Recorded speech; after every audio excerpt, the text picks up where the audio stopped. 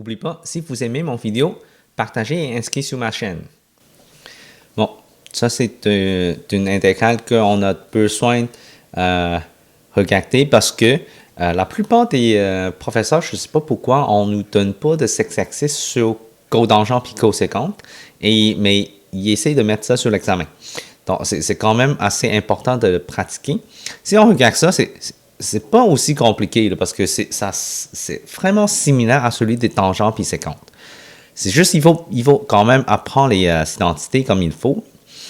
Donc ici, chez cotangent puis coséquence à la 3, encore là, il faut penser à substitution ou changement variable.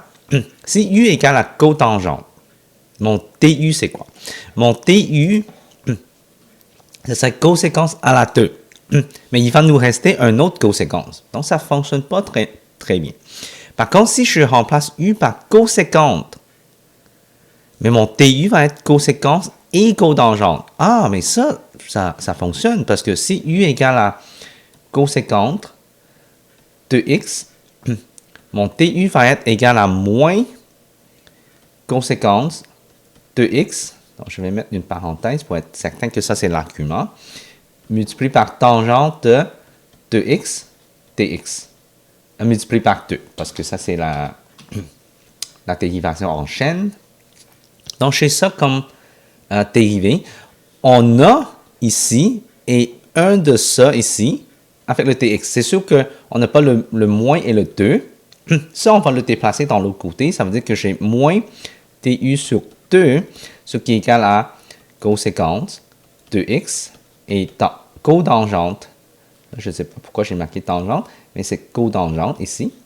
Donc, cotangente de x dx.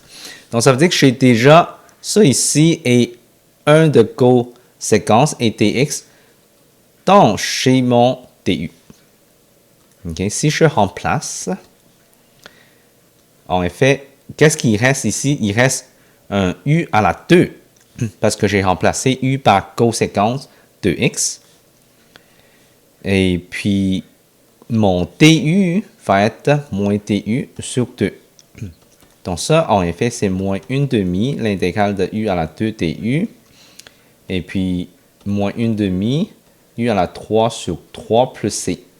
Là, on va le remplacer à la fin.